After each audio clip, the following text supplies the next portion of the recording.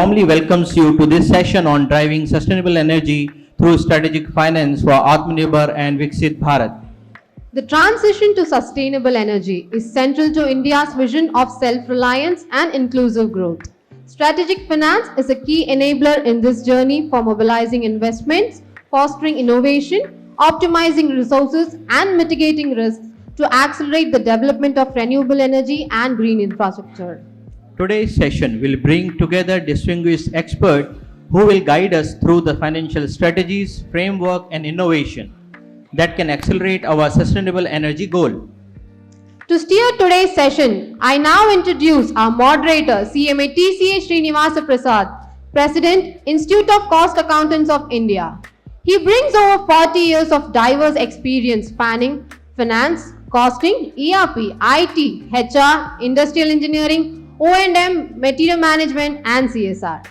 He is a Central Council member of ICAI and has been also the Vice President of ICMAI for the Council year 24-25.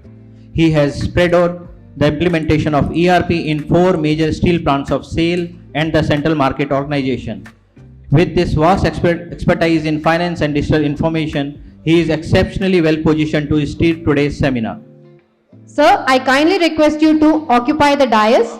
We are honored to have Sir CMA TCA Srinivas Prasad as our moderator. I request all to give a big round of applause, please. May I now introduce Sri G. Ravi Shankar, Director of Finance, Power Grid Corporation Limited, our distinguished speaker, a mathematics graduate and a cost accountant with additional postgraduate qualification in personal and material management. With over 32 years of experience in Power Grid, he has worked across multiple units in key finance roles, covering resource mobilization, budgeting, financial reporting, commercial operations, and retirement fund management. He has also led major digital initiatives including ERP development, finance digitization, and the establishment of bill processing hubs. An accomplished technocrat, he brings deep technical and financial acumen to today's deliberation. Sir, I kindly request you to occupy the dais. May I have a round of applause? Now I introduce Dr. Prasanna Kumar Acharya, Director of Finance NLC India Limited. Dr. Acharya is a distinguished professional with over 28 years of rich experience across central, state and private sector organizations. A fellow cost accountant and company secretary, he also holds degree in commerce, law and business administration. His career spans key roles in power generation, transmission, distribution, mining, and transport with deep expertise in accounts, taxation, project finance, and system automation. He has been instrumental in driving digitization, process instruments, and organization empowerment across various sectors. Sir, I kindly request you to occupy the dais. May I have a round of applause?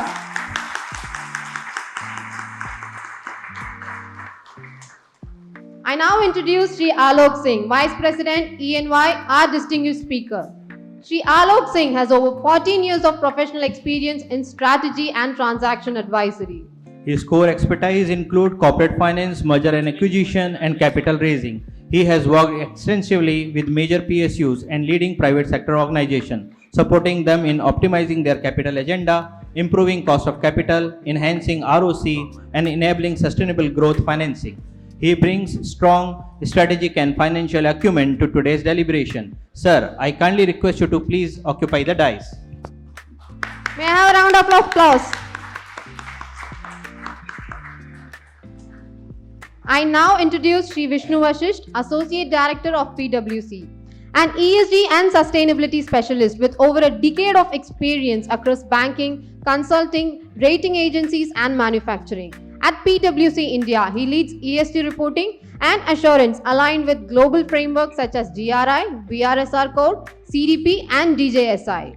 His expertise includes sustainability reporting, GHG accounting, climate risk, and net zero strategies, supported by prior roles in ESG rating and sustainability initiative at leading organizations. He brings deep technical and sustainability expertise to today's deliberation. Sir, I kindly request you to please occupy the dais.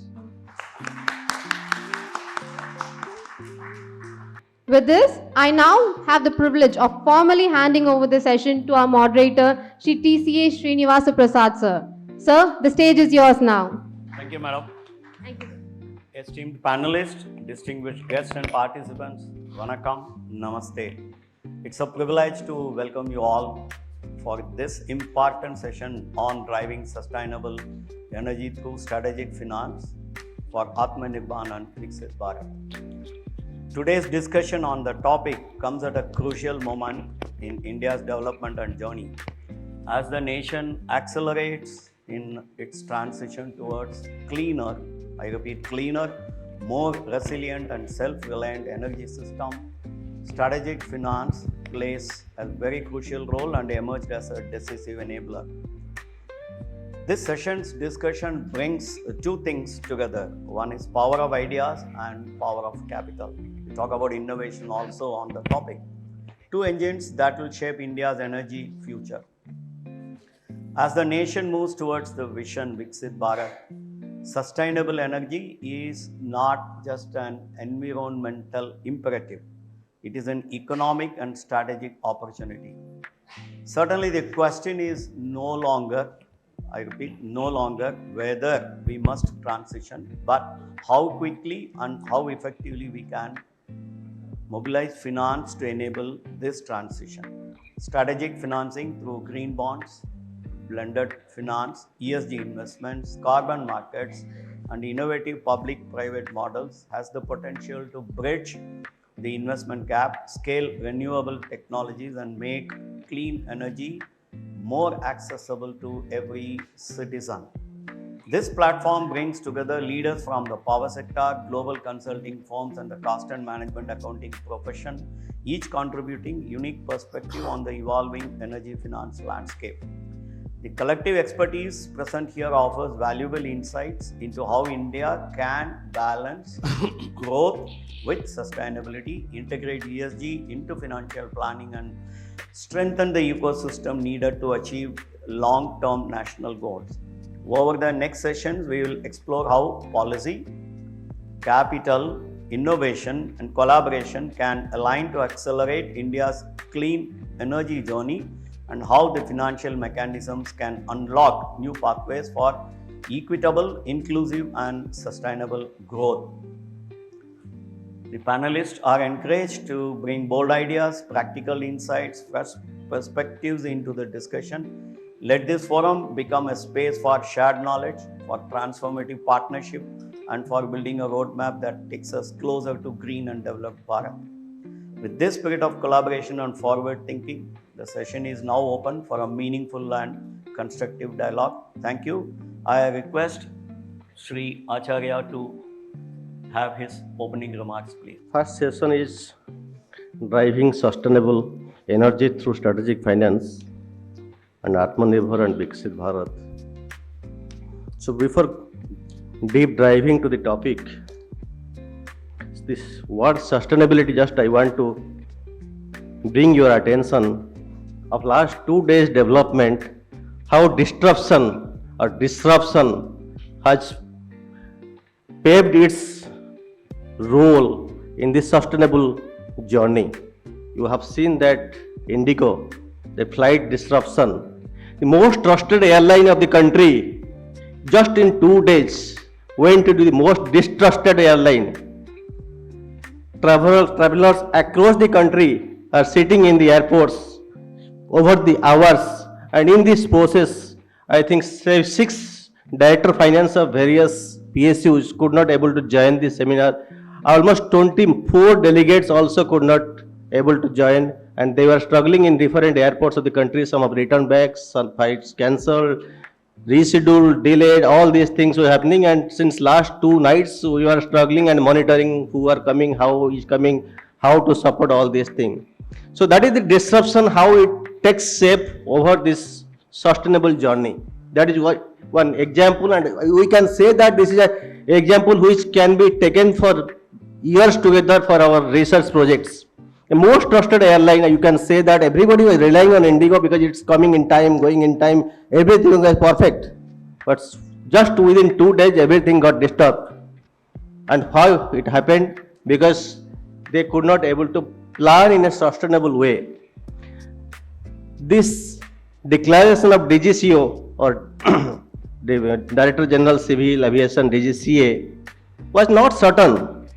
Certainly they have not declared. They have declared, I think, giving ample time, scope to take corrective action, but the airlines could not able to do that and taken everything for granted, and that is the way they have behaved. And I think for next 1 year or more than that, it's difficult to again revive that confidence, bring that confidence into the passengers. So that is why, that is how disruption overcomes in the journey of sustainability. Coming to the second thing, the sustainability, why we are discussing about sustainability, I just bring some historical data or historical aspects why we are discussing on sustainability. What happens? Suddenly what happens? Since COP26 summit 2015, I think. So since then, all everywhere we are reading sustainability. What is exactly it? Why we are discussing on that? What happened? Why we are not discussing prior to that? If we want to take this journey, we have to go 200 years before. Why 200 years? So there is also one aspect is associated with that 200 years. I will take a few minutes of your time to, because all are finance professional, at least we should know or should understand why this is we are discussing or what is the relevance of this topic in this scenario. There are two most dangerous greenhouse gases, one is carbon and one is methane. And those two gases are responsible for this global temperature shifting. And we are called a climate change or all these things. Buzzwords were reading in many ways, but these two greenhouse gases is very much responsible for this shift in the temperature. And the life of this carbon is 200 years in atmosphere. The residency period of carbon is 200 years and methane is 25 years. So why I am taking to 200 years? Because the carbon dioxide emitted 200 years before is still available in the atmosphere, because its life is 200 years. It remains in the atmosphere for almost 200 years. And life of methane is 25 years. So we can consider 25 years before for the methane. So those carbon which is there in the atmosphere, those elements are responsible for this shift in temperature or increase in temperature or whatever you can say. And this shift in temperature, what morning also Mr. Das also was telling the same thing, Bikram Das. Because of this increase in temperature, the vulnerability towards the world is increasing, and India being geographically placed in such a place where three sides covered by sea and one side the ice mountains are there. So either of way it will be most dangerous or most damaging elements are available all four sides of the country. So if the sea level temperature increase or sea level water level increases, that also going to harm, and if ice melts also, that is going to harm.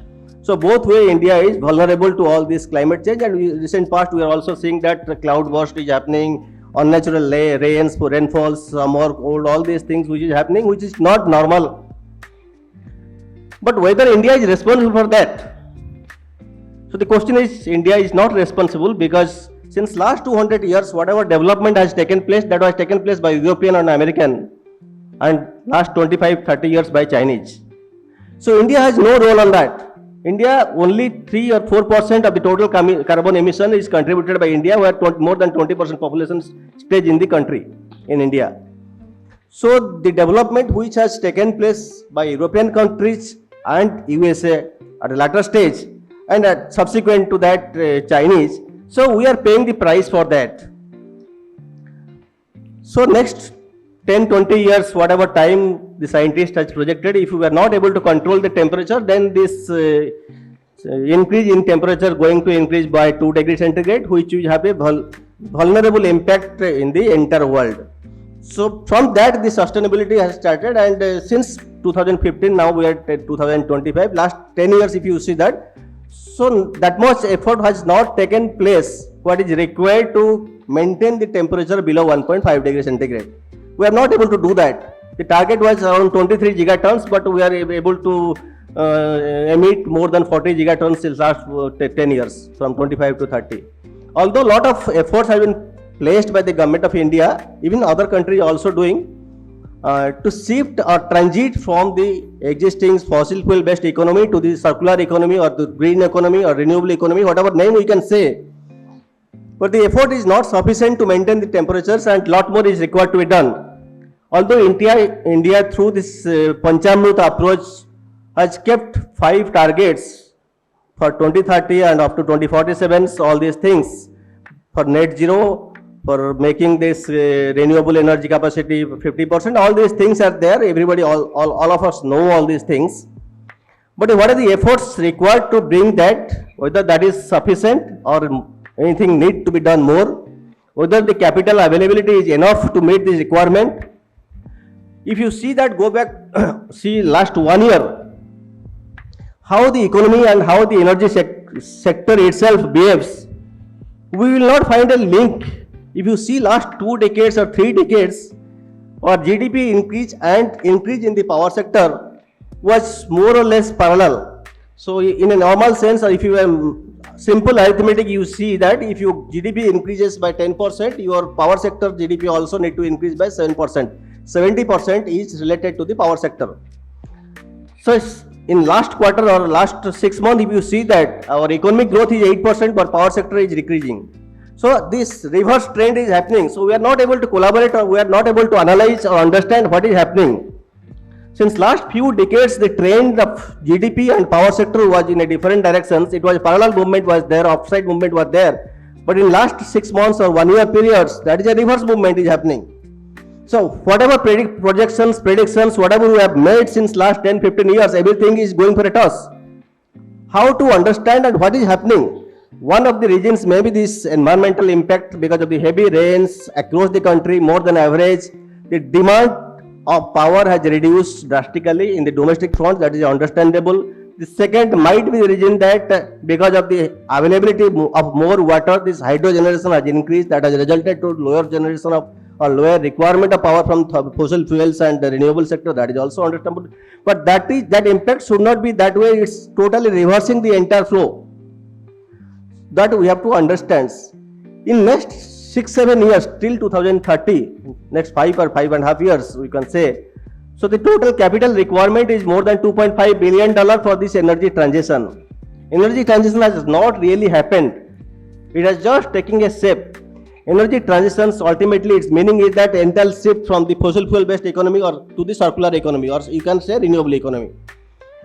That is not happened so far because still our coal productions we are maintaining, the oil consumption we are maintaining, we are not able to reduce that. Rather, the additional quantity of additional demand in the power is made by the renewable sources. That is what is happening, but exact reduction in the fossil fuel has not taken place.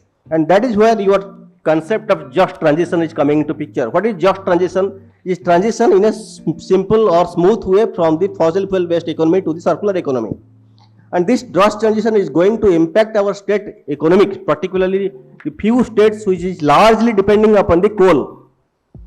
You can say West Bengal, Odisha, Chhattisgarh, Jharkhand, all these 5-6 states, Andhra Pradesh, the 5-6 states economy is largely depending upon the mining sector. The 50 or 25% of their GDP is coming directly or indirectly from the mining sector, either through royalty or through the employment generation or various other, or by from the thermal plants established there. And almost more than 20 lakhs families are directly or indirectly depending upon the mining sector in the country. So the transition will happen means from the existing mining sector, it has to go to the renewable sector. So now renewable sector also is not fully established because of the high cost for the RTC power. RTC power means round the clock power, and round the clock power is possible only if you put the storage system either in the battery storage or pump storage or any other mode of storage.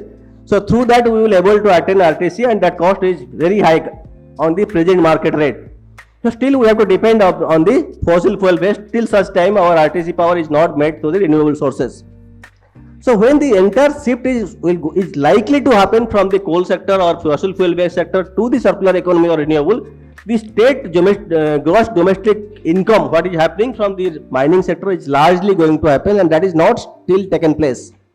And large of employment also going to shift from the existing mining to the renewable sector, and in renewable you know that employment generation is not that much easy. but not required also. So if you put a solar power plant, so only security guards and few technicians is required to maintain the plant, and some cleaning purpose, some other persons are required. Technicality is, or technical talents is no more required in the renewable. Even for wind also the same thing, except normal operation and maintenance, which is required for very few people are required for that purpose. The normal technology or technical talent is going to shift from the existing setup to a new setup, where we do not know how to upskill, how to reskill, how to unskill, how to upskill. Whatever the skilling requirement is there for the renewable, we have to entirely shift from the existing setup, and that is going to cost heavily to the employment generation of the country, to the gross domestic product of the states. Now all these things is going to happen in coming years when the real transitions will take place. So coming to the role of finance in the entire value chain, the role of finance is very important. We are discussing everywhere, we are discussing about green bonds, this bond, that bond, but reality I have not seen any green bond is available in the market. All bonds are yellow bonds only. So there is no concessions or no benefit or no incentive available as of now for the green sector development or renewable sector development, and for which the policy framework is required, the regulatory intervention is required, and all these things are required, and that only can be possible if we are able to do the carbon accounting properly. So carbon accounting, where you have to really capture this carbon, how much emission is happening by a particular industry, by a particular sector, by a particular company. So all these things, if you are able to properly capture, then the people who are going to compensate that through doing the renewable business, so that can be set up by proper carbon accounting, and for that some regulatory, already I think CRC has issued some draft guidelines in this regard, but it takes lot of interventions, lot of inputs, all these things are required to bring into the proper shape and a proper regulatory setup for this carbon accounting. And once that is possible, then only all this green finance and all these things is possible. Otherwise it's very difficult to control all these things. Now you can go to any banks for any type of loan. This loan for the thermal sector will be, rate of interest will be same what you are taking for the renewable sector. But if you go for a loan from a foreign currency or foreign loan from the foreign banks, the approach is totally different. So no foreign banks is coming forward to fund for the fossil fuel based power generation capacity or even mining capacity. So no foreign banks will come forward, they only come forward for the renewable development. So we have to tap the foreign capital whatever available, although the cost of the capitals are more or less is same. If you compare with the total full hedged currency and full hedged interest rate, the domestic and foreign will be, because there is no arbitrage available in the market. If you see that arbitrage is not available between the currencies at any point of time, it is almost nil. So if you consider full risk foreign currency with full interest coverage hedging, so your cost of the capital of the foreign currency and cost of the capital in the domestic will almost be same. So here we have to take an approach how much risk can be taken by a company, how much risk appetite is available, so that we can keep some portion unhedged, so that the cost of capital can be reduced depending upon the size of the company, depending upon the capacity, liquidity, all these things. You can take a call how much can be done and how much can be kept on risk or unhedged kind of things. So these are the aspects which need to be deep dived. We will discuss in next, I think few speakers are there, they will throw light on this. With this I can say that thank you for coming with all these difficulties you have faced during your travel, and so few of the speakers and delegates could not able to participate. We are trying to connect those speakers through video. We will try to listen from them through their video message or either through online modes, whatever available. And thank you for coming again. I am telling that NLC is very much grateful for taking such pain by all the delegates coming across the country, and we were expecting more than 200 delegates will be there from various PSUs, but because of these disruptions, many people could not able to make it attend, or they could not able to join. So NLC is one of the greenest township in the entire country. Our AQI is almost at the bottom 5 level, bottom 5 cities. If you see that NLC, you will find there it's close to 50 only. So the environment you will have here with 30 lakhs trees across the township. Please try to enjoy these 2 days. Try to avail the whatever hospitality we are able to provide to all of you. And if any issue is there, please raise to the concerned persons who is in charge of all these guest houses and all these coordination committees. I think their numbers, everything has been shared with you. Please bear with us if anything is missing from our end. With this, thank you once again. Mr. Acharya has elaborated almost half of the topics he has covered, everything in this short span of time. I don't know how he has fixed the date as 5th, because he started the seminar with a 25 bips cut in the repo rate today. So I think this is a good sign that he has already chosen a date with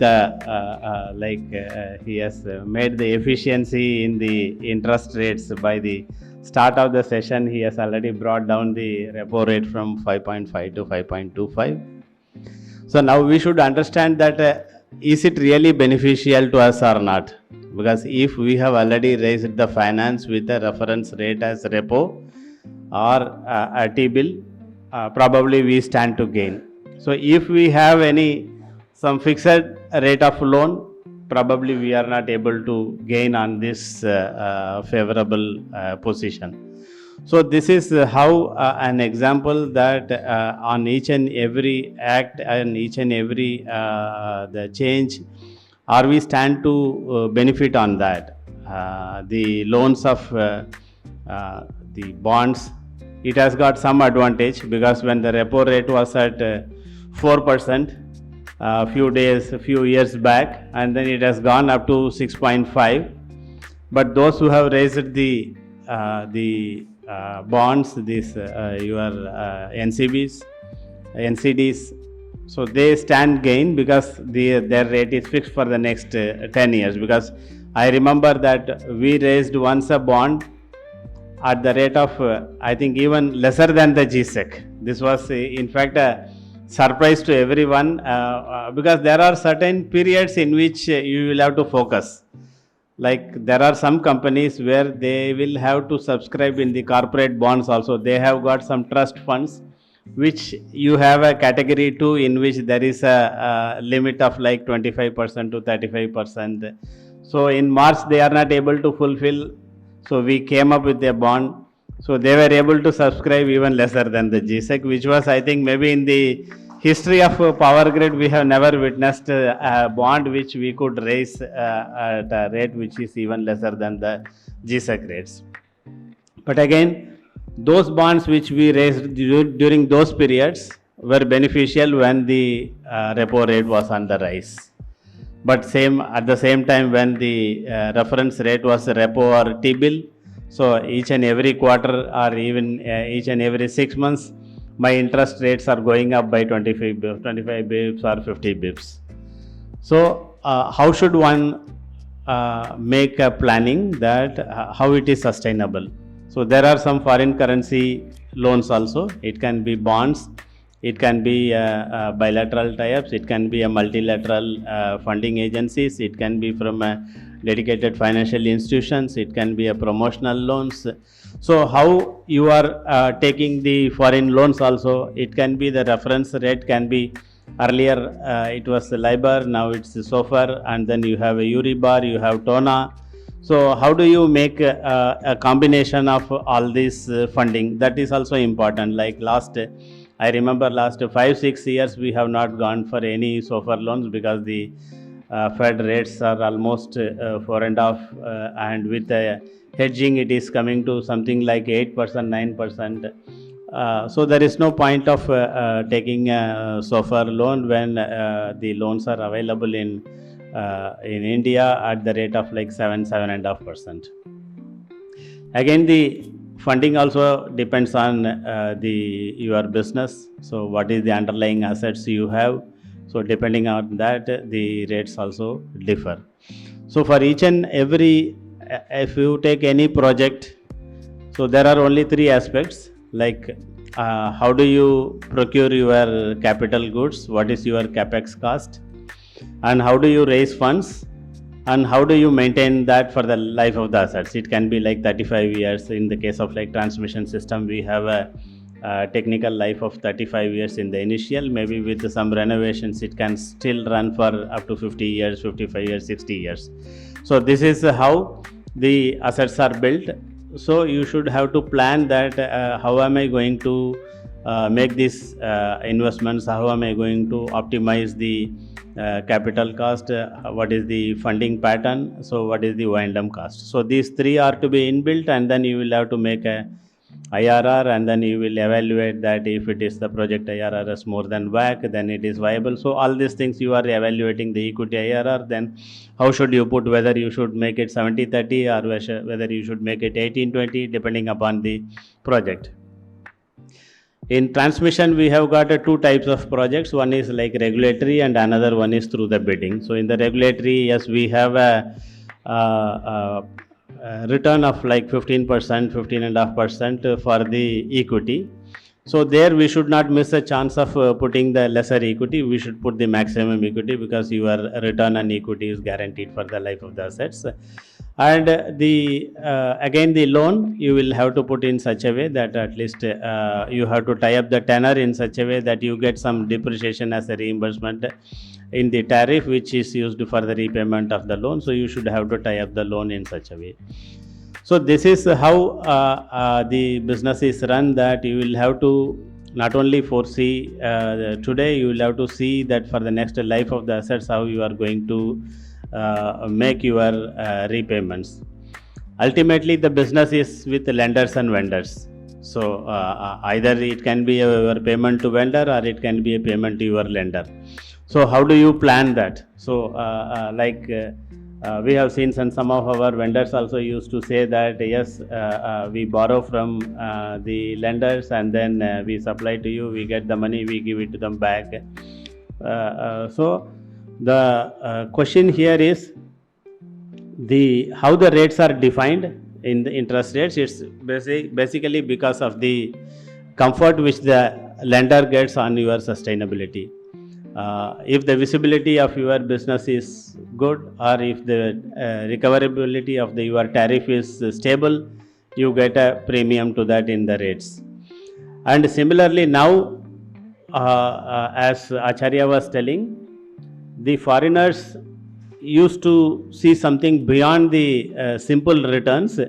Are you complying the ESG? So whether it's environmentally, they used to see that are you a pollutant industry, what steps are you taking to control the ESG? So how do you improve your ESG ratings?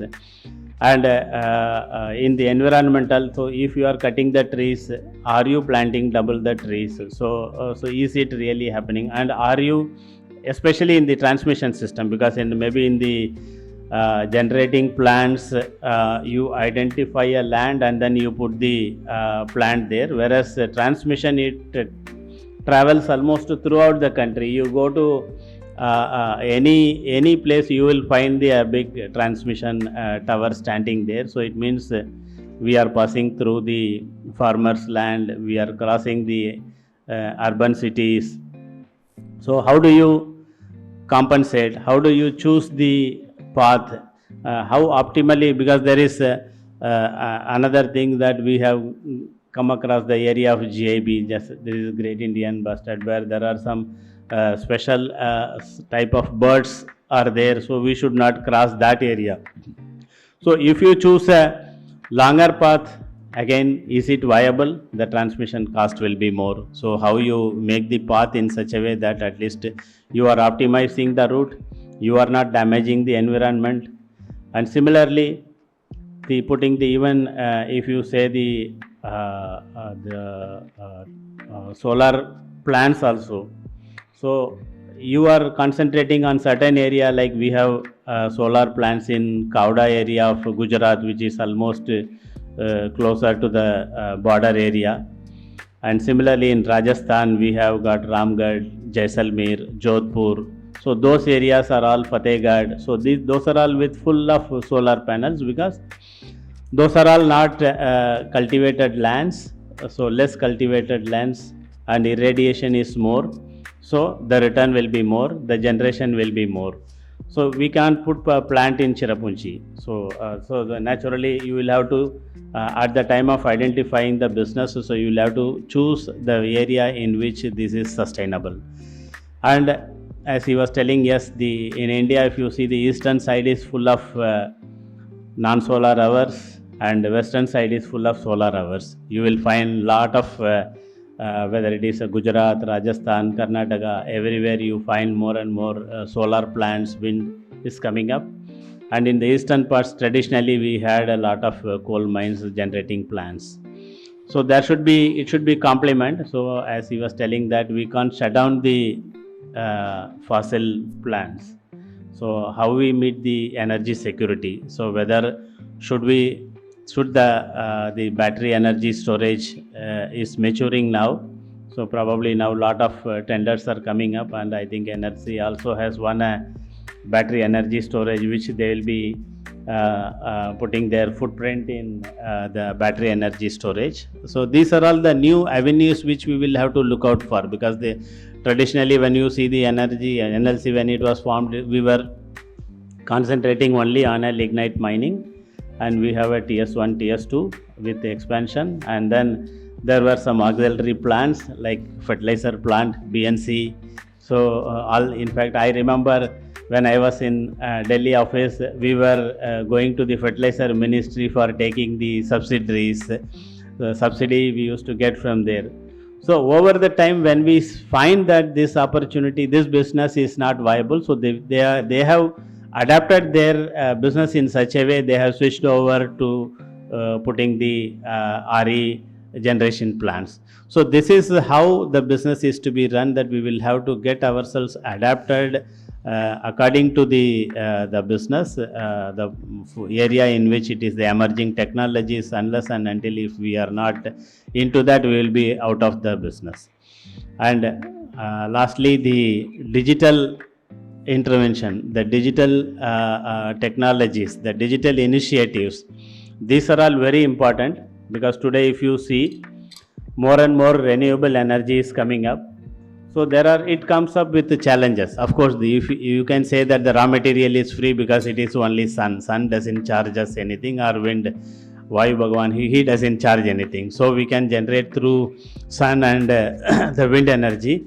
But again, the problem will be the inertia. So the more and more the solar plant is coming up, the inertia will be less. So how we tackle that? Because the RE comes up with factors like it is intermittent, it is seasonal, it is unpredictable.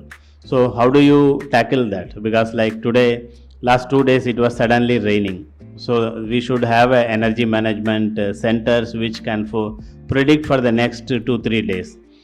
So maybe in aviation sector, when we say a disturbance, it may be a disturbance to Indigo, but it is not a disturbance to Air India. It is a boon for them, because they used to charge now 20,000 rupees for Delhi to Chennai in economy class. So always in some sectors, a disturbance to one may be a boon for other one. So same thing happened few months back, when suddenly after took off from Ahmedabad airport, maybe within a few seconds, when a flight was fallen down, so Indigo was flying high. So this is how the business, and then everything opportunities will come and go. So how we make our finance sustainable, how we bring the lenders the confidence. So these are all very important, and this, I hope this 2-day seminar will be very much helpful in how we think about the strategies of financing, how optimize optimize the financing cost for the longer tenor is important. With that, I once again thank for giving this opportunity.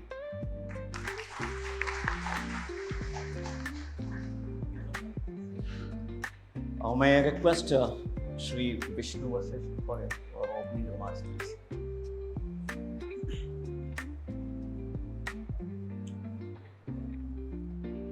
Good morning, everyone. First of all, I would thank NLC management to invite me in this 2-day training program or seminar. And the way Neyveli Township is, I saw the greenery and I think the AQI must be around 50 or something like that, because the problem with NCR and all, we all know the AQI is running 450 or something like that only. So this is a really good thing to see. The greenery, that green cover is intact despite having a mine nearby and a thermal power plant as well. So I will congratulate for that particular thing. Coming to the seminar and the topic for this session, that is finance or sustainable finance or strategic finance. Whatever things that we are planning to do for the next 25 years, 50 years, 30 years down the line, if I draw the inference from INDCs, Government of India has communicated they will be net zero by 2070, or we'll be doubling our renewable energy capacity by 2030. Finance is the backbone for these achievements. COP 26 and 2015, which was more around Green Climate Fund, and $100 billion were to be pledged in terms of finance only. But we overshoot the target by 8 years. It has to be done by 2020. In 23, the parties agreed they have overshot the target. And the COP 30 that is coming in 2025 December, again the review will be on how to get those $35 trillion trillion dollars in next 15 years down the line. So traditional finance would not help us in achieving non-traditional targets. Our economies have been quite traditional in terms of our businesses that we do. As rightly mentioned by Mr. Ravi Shankar and Acharya, when we speak of pre-industrial era where coal or fossil fuel was the only backbone of industries, new age economies won't be able to survive with that. In terms of new age economies, we would have to find forays into renewable or strategic energy development or generation. Since we already heard the paradigm GDP growth rate is proportional to my power sector generation or growth rate. And it's quite true. If I'm not delivering power, how the manufacturing will be happening? And if there's no manufacturing services, GDP won't grow. But now these relational, traditional things are getting changed. And the reason is quite simple. We are not prepared for the uncertainties. When we say uncertainties, that means a true ESG-based risk framework that has to be implemented right from the start of the business operations, which we have anyhow, I would say, felt it is now rational to have those strategies imbibed into business decisions. When we say in terms of finance, still in India, banks do not assess the businesses within the rigor in terms of ESG risks and opportunities.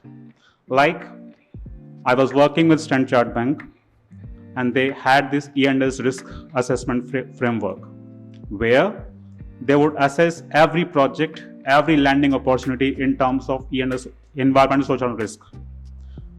This is happening on a very preliminary stage as of now, and since the lack of thrust in terms of governmental regulations, in terms of mandatory proportion of investments or lendings to renewable sector. Like even today, banks or financial institutions are free to invest wherever they want to. But if we are to achieve a certain, goal, there should be certain clauses, or you can say binding clauses, to invest a particular part of the portfolio into companies or sectors which are renewable or which are pushing the renewable growth. With that, I'll say just opening remarks. Let's deep dive into more detailed discussions over the board. And thanks again for very much inviting me again. Yeah, thank you.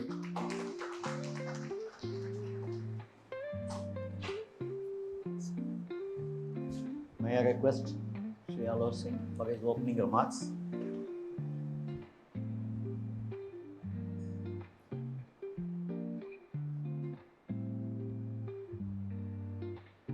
Very good. A very good afternoon to esteemed delegates.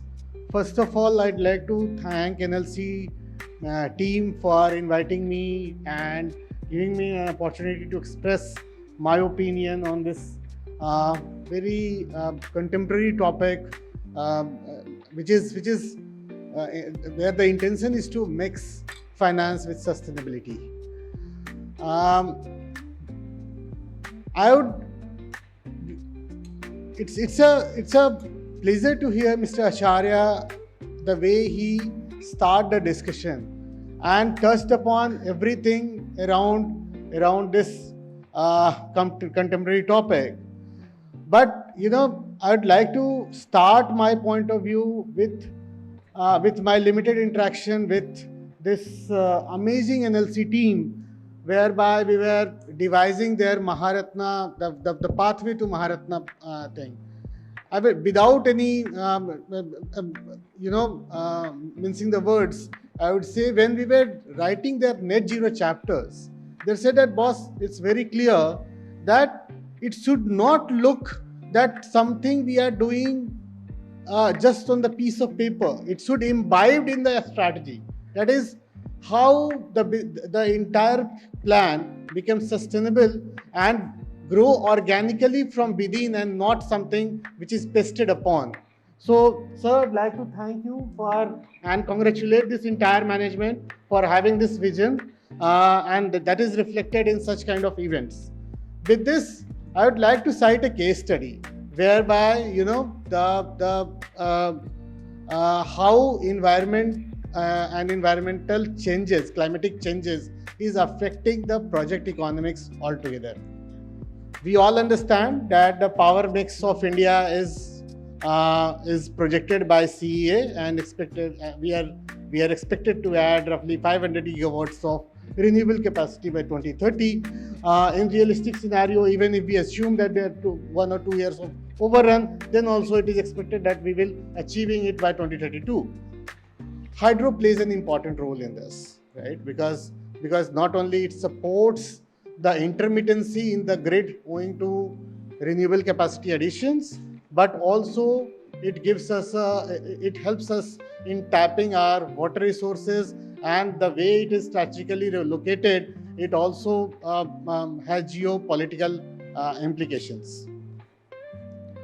There is a Tista 5 river project owned by NHPC, and it's there in the public domain. You can see the odds of getting it wiped out by a deluge or by a landslide was minimal in the environmental assessment report, which was prepared somewhere in 2010. Last year, what happened? The entire project got wiped out. Thanks to the insurances, the way the insurance was designed, the current year loss, the last year loss was minimal because it has been recovered. But what happened afterwards? The insurance premium gone up by 200 crores, and that is a direct impact on the company's balance sheet. So this clearly indicates that the climatic changes, the problem associated with climatic changes are real. We are in the areas around the Trans-Himalayan region. We have already seen the kind of deluge which is happening in Khyber Pakhtunkhwa in the Pakistan occupied Kashmir region, in the Himachal Pradesh, in Jammu and Kashmir, in Sikkim, and so on and so forth. Needless to mention, there are some similar projects have been stalled, owned by NTPC in Uttarakhand region, owing to the fiasco which happened in the Josimat area. So the entire case study has been discussed in front of you, just to highlight only one point, that we have to be environmentally conscious while doing the project planning and securing finances. Today, now comes the second point, that how the financing institutions, from both the sides, from the equity side as far from debt side, is looking at the sustainability project both from the Indian perspective and from the global perspective. So Vishnu had just mentioned about the practice which is being followed in one of the banks. Trust me, we have, since I'm in did syndication and capital raise since last 10, 12 years. So we understand that Indian banks, when they appraise the project, they are still following the general criteria of doing the risk assessment, which is the promoter's risk, that is the project is risk associated with the EPC contractors, O&M risk, and then the financial risk. Nowhere the concept of policy changes. So what if carbon tax gets introduced? What if the entire project, if the average temperature, which Das was just mentioning few minutes back, goes for went up? What if the entire ecosystem, the AQI will go up and government will not doing anything, so entire irradiance which is falling on for the solar projects went for a toss, especially in the northern and eastern regions. So all these factors is not being looked by the Indian banks. But if you see any foreign private equity players, or even for the foreign private banks, they have this much of sensitivity built up in their doing their project appraisals. So what Acharya Sahab has said is absolutely right. That is, if you go to the Indian banks, the rates are at par primarily, even whether you are financing for whether securing finance for a renewable project or for a fossil fuel based plants. But the same approach is not being followed if you goes to any foreign private equity or foreign banks. Now the last point which I want to highlight, why it is happening in the country. I think green taxonomy is not well defined in the country today. Second, no incentives has been given to the banks for funding these green projects. And by green projects, I don't mean only solar and wind projects, because if you actually go for energy transition, solely wind and solar project won't stand a chance. You need to have pump storage projects, you need to have battery storage projects, you also need to have hydro stations, you need to have nuclear plants also. So the green taxonomy, that is what comes under the green, that needs to be defined upfront. Second, what are the incentives, positive and negative, you are giving to the greener projects? The positive incentive could be that, some interest subvention that may be given, or if you don't want to incentivize a greener project, then some kind of disincentive in the form of carbon tax that may be given to assign to the fossil fuel based plants. So before Trump era, it was a talk of the town in US, that is for the implementation of carbon tax.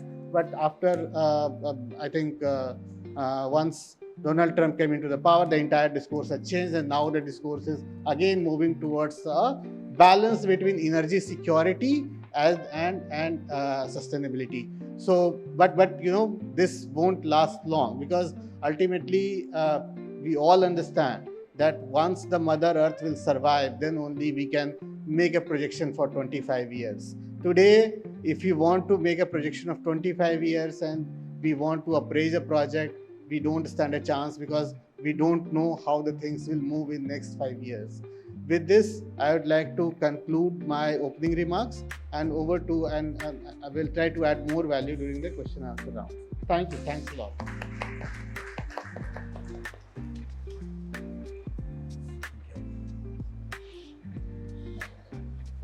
So we have 11 more minutes to close this session. The clock is there on front. So the first question, how do you see strategic finance enabling India's transition to sustainable and green energy? Question is open.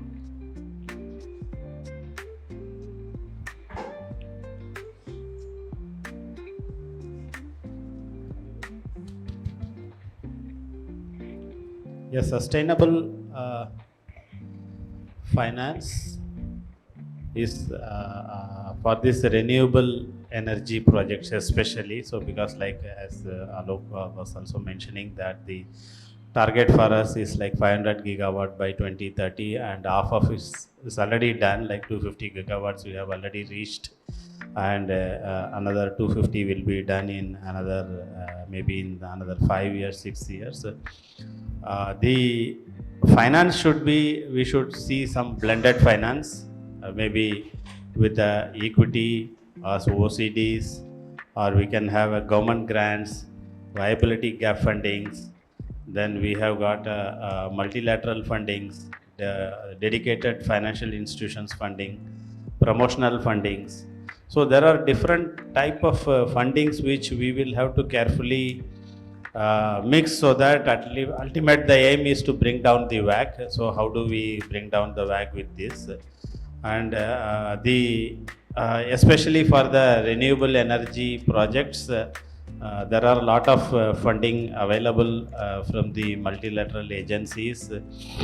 Other agencies like KfW and all, they are very keen to fund the projects which are green. And only thing is, they will also undertake due diligence, and this diligence friction is another important thing. And how we can overcome this is with like we can have a country platform. Now this country platform is a new terminology where actually we bring the funding agencies, government agencies, the regulators, policy framework makers, and the project people, everybody on a same platform to apprise about the projects, and then making the funding available to the projects. So the interaction with the regulators is very important, because there is a policy change happening every 5 years. The regulation, the tariffs are revisited every 5 years. How we give a comfort to the lenders that the tariff will remain same, or will not be disturbed, or will not see a huge turbulence on that. So these are all some of the important factors which I feel is very important for raising a sustainability fund. And then in the ESG framework, you will be surprised to know, I think Alok has touched one point, that the equity shareholders, they look beyond something really, because we actually interact with the investors very frequently, where they used to ask about the how much is the women employees, what is the share, how much percentage is the, whether are we, is it gender equal, and is all the recruitment is happening without any gender bias. And then how many people are at the top level, they may not be at the director, but at the level of executive directors, how many women directors are there.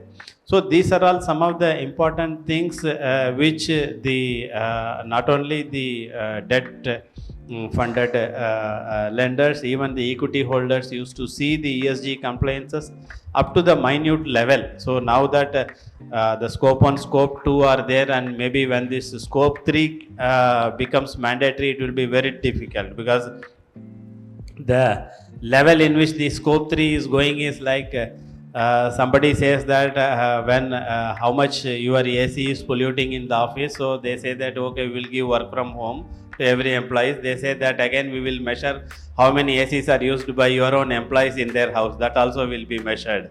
And then when somebody is traveling in an aircraft, then how much it is polluting and how much are you compensating for that. So this is what the level of compliances is now expected, and then the more and more you comply, the better rates you get in your finance. That is what the ultimate point is. And the responsibility of the auditors have grown significantly, very much significantly. We have seen that we have attended a meeting in the by the deputy CAG, and then there they were focusing on the responsibility of the auditors to see the cyber security. And in fact, there was a question that how are you relying that this data is only from that main server? Is it not from some other thing? How do you ensure? So how do you rely on this only cert or these reports? So this is what the level of compliances is expected everywhere. So I think the more and more you are transparent, the more and more you declare everything, and if you comply the SEBI LODR, and probably the governance will play a huge role for bringing you the better rates. Yeah, thank you. Thank you, sir.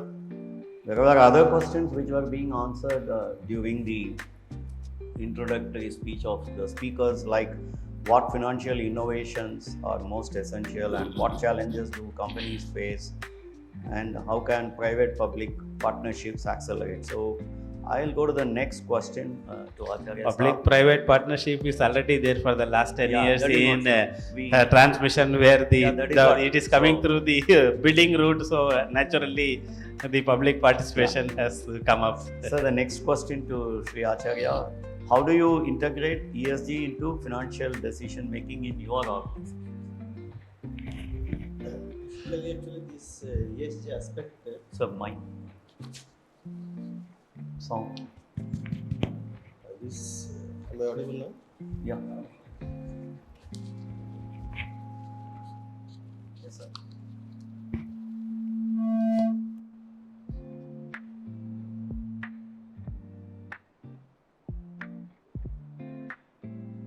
ESG aspect.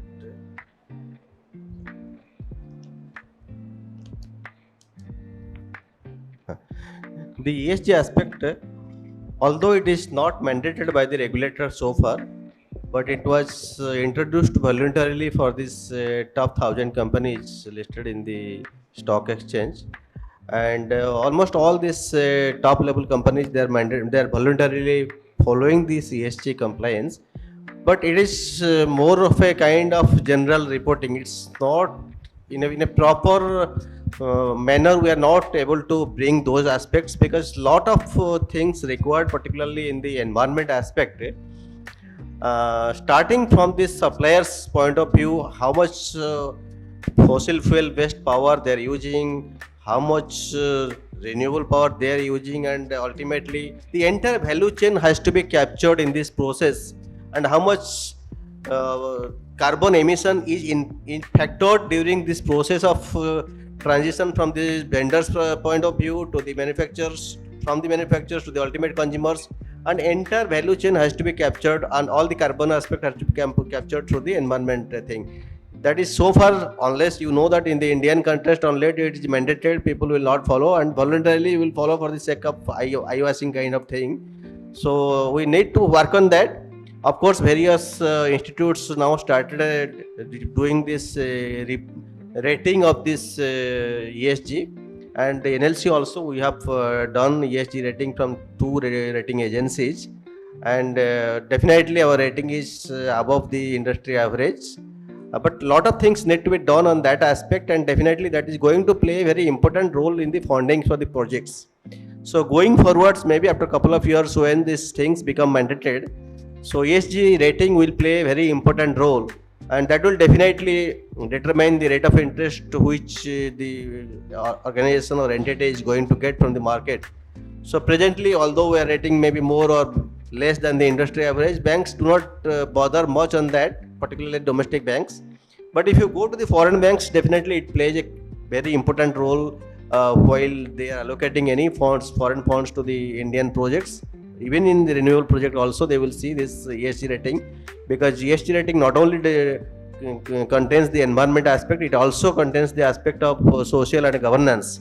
And governance, basically this transparent approach, what Sir was telling regarding this diversity in the gender equality, all these things, and going forward this compliance requirement, how we are maintaining the compliance, whether it is fully complied or some lacuna is there or lapses is there in the compliance management system, and what is the stakeholder, how you are engaged with the stakeholder, not only with the shareholder but also with the stakeholders, starting from the society to the government, the other organizations directly or indirectly associated to the company. So every aspect has to be captured in a proper data format so that this rating can be taken from those pre-defined or pre-designed documents.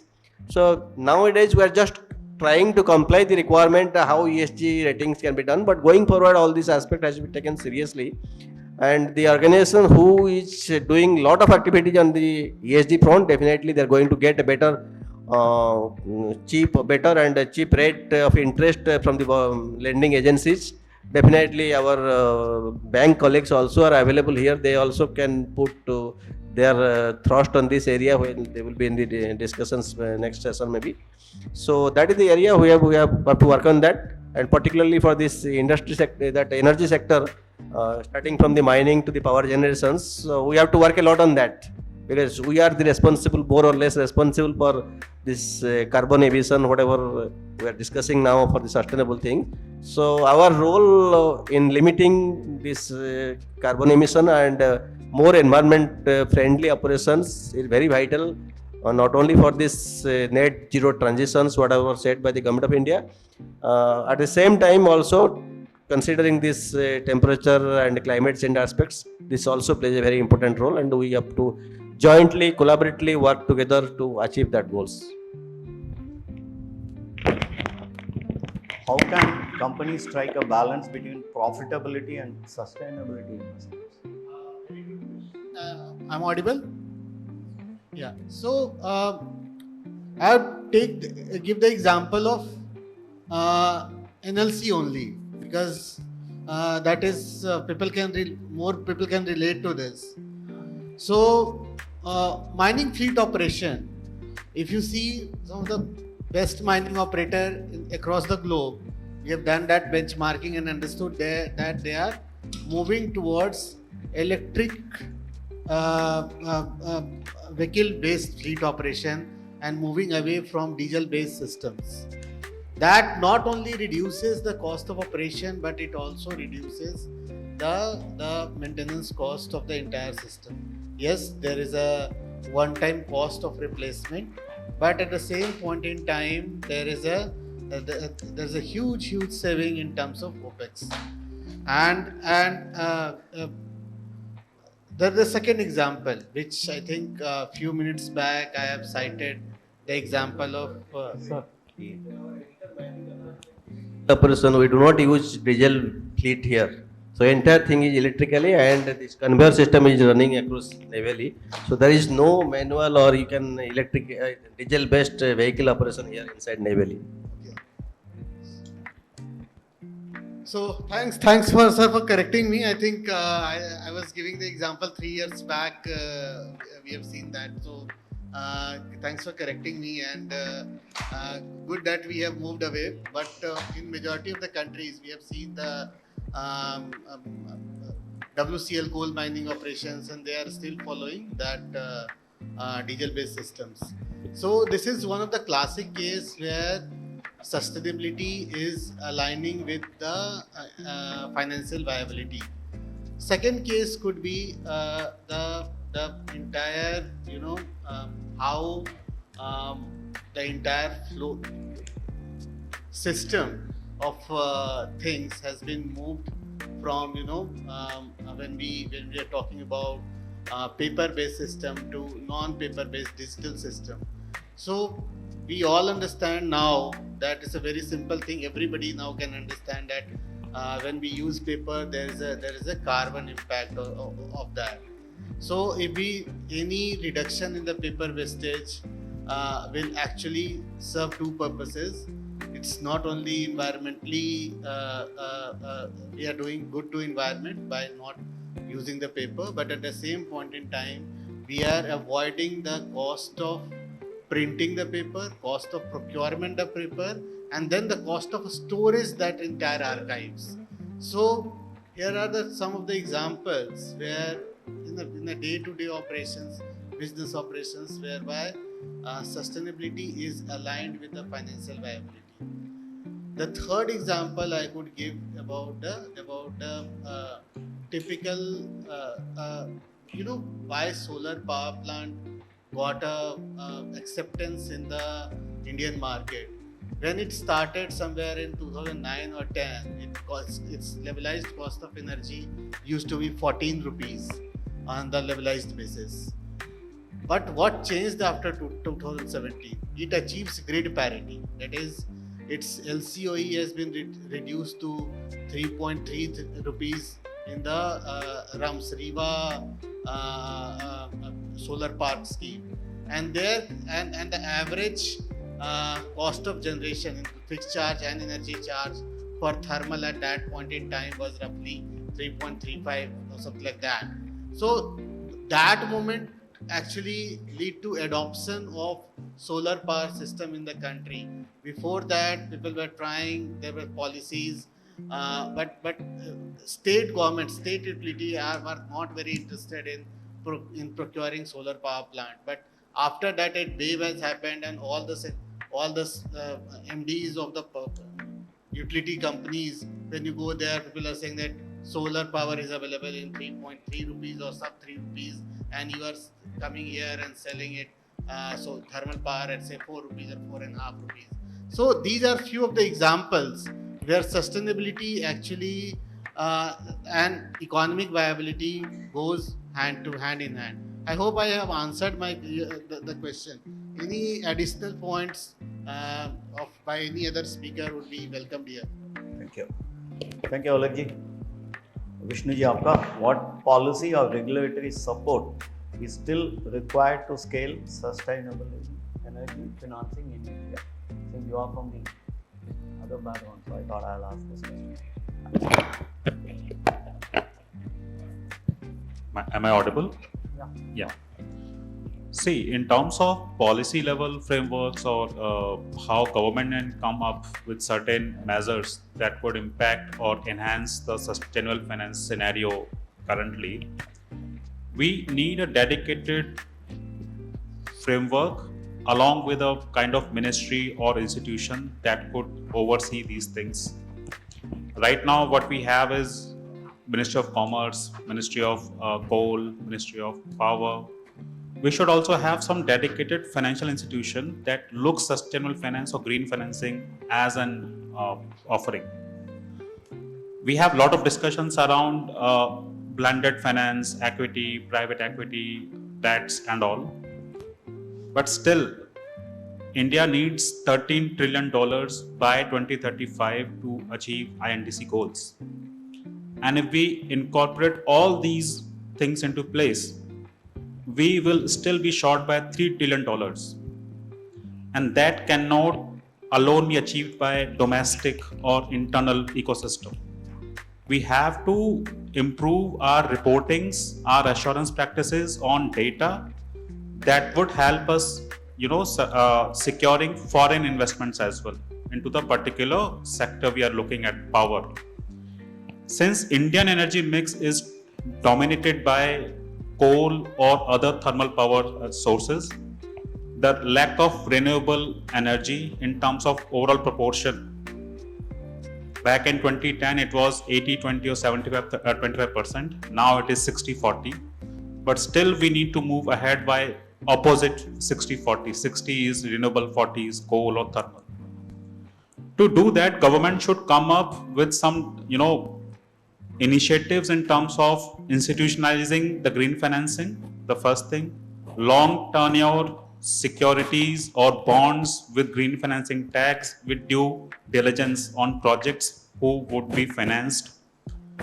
Other thing should be the portfolio level financing that the banks and financial institutions have. This should be backed by guarantees with the banks or the government warranties or guarantees, insurances, because in setting up a renewable energy plant comes up high initial capital cost, and the profits or returns are spread over the years. You would be investing 6 crore or 10 crores per megawatt for generation, and you will be getting that ROI within 10 years, 15 years down the line. And no lender would wait that longer. In an instance of natural calamity, that money is gone, that capex is gone. So the lender should be in a confidence, be it private lender, be it government lender, be it foreign lender, they should be in a confidence their money is safe. The first thing. The second thing is there should be a synergy between government and private bodies. Government can help with the lands acquisition, with the land banks, projects financing. Privates can help with executing the projects. They can help you with guarantees. They can help you with bringing the technical talent on ground and building up the infrastructure. So those synergies should be in place in terms of government initiatives. Then, along with sustainable finance, there should be mandate around reporting of ESG performance. At present, what BRSR gives you is a top 1,000 listed companies. There's a large chunk of MSMEs which are still there out, who are nowhere to report anything out of there. And that's why the value chain framework is falling again.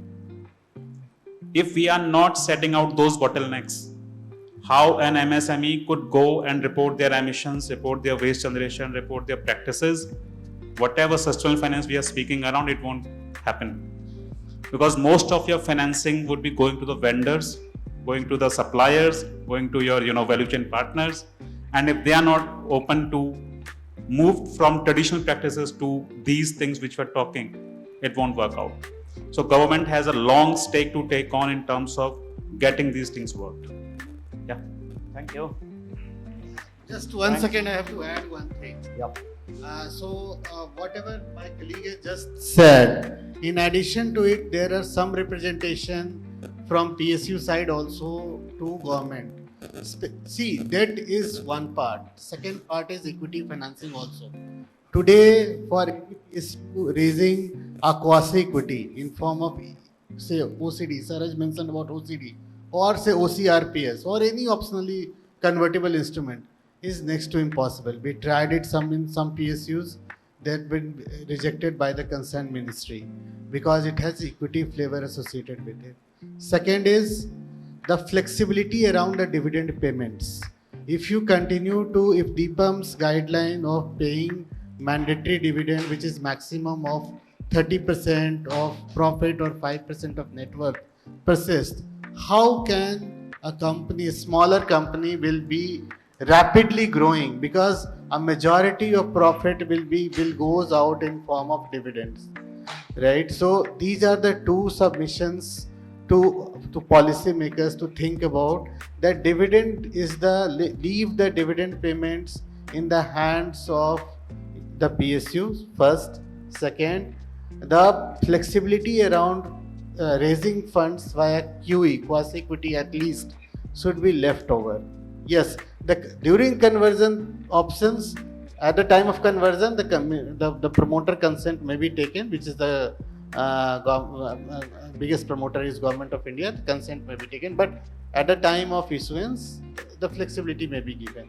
Lastly, also the formulation of new companies, SPVs. For that also, DIPAM approval is required, and at times it takes lot of time to actually get it done, which may be streamlined. These are the three policy submissions from my side as a third party while advising to some of the PSU. We have seen as a roadblocks that may be smoothened.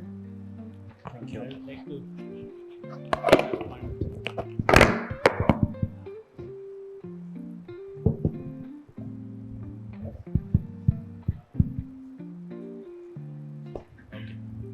you. I think recently there is a committee has been formed to review these type of things, the powers of Maharatna, Navaratna, Mini Ratna and other PSUs. Like as you were telling that when we wanted to sell some small equity portion in our JV, it takes time because we have to get clearance from Deepa Mandal, which I think now they are looking how this can be simplified, number one. Number two, the dividend policy of, like now they made it as a 4% of the average net worth or 30% of PAT.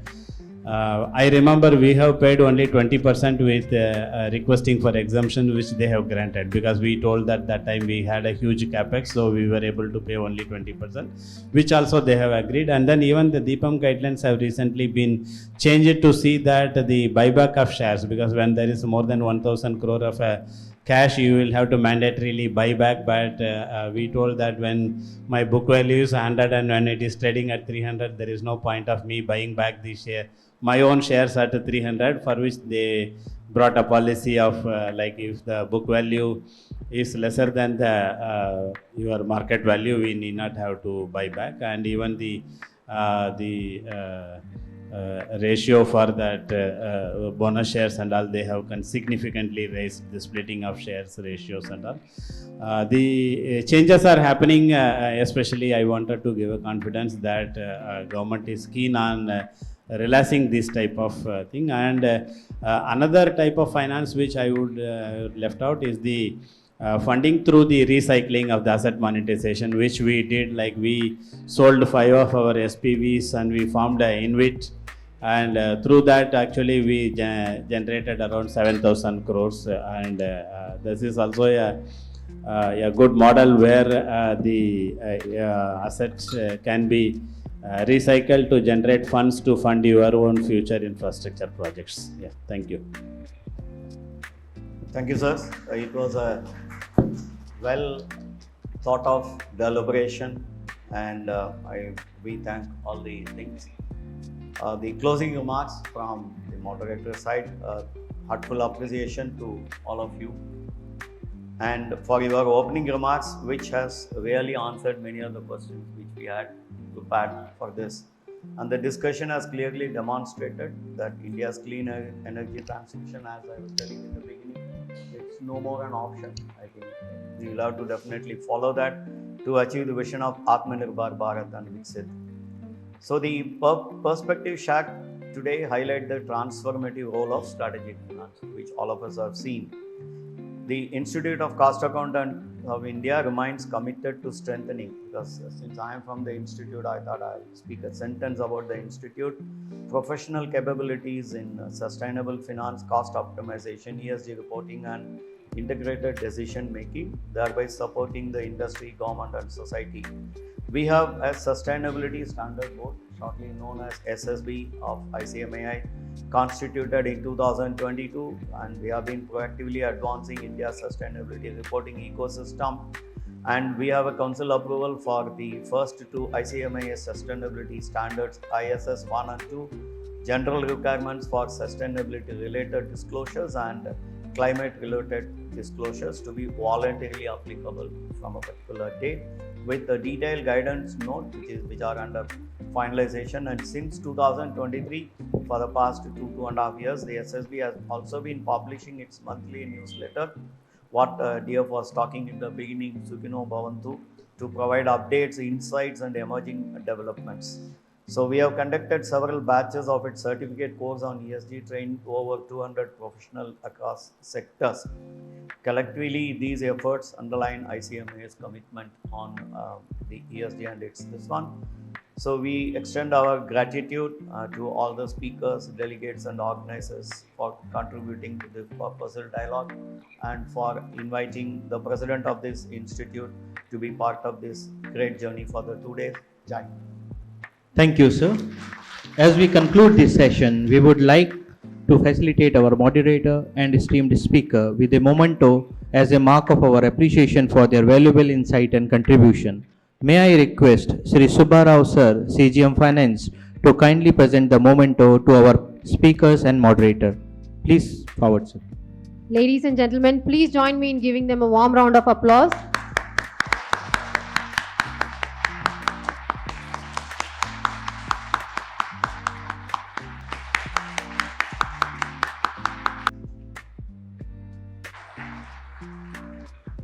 Thank you, sir. Today's discussion have reinforced the importance of strategic finance in accelerating India's clean energy ambition and strengthening our journey towards sustainable, future-ready growth. We extend our sincere gratitude to the moderator and all our speakers and all participants for their presence and contribution. The subsequent session on strengthening corporate governance, building trust, transparency, and accountability will commence shortly. Participants are requested to be kindly be seated. Thank you, sir.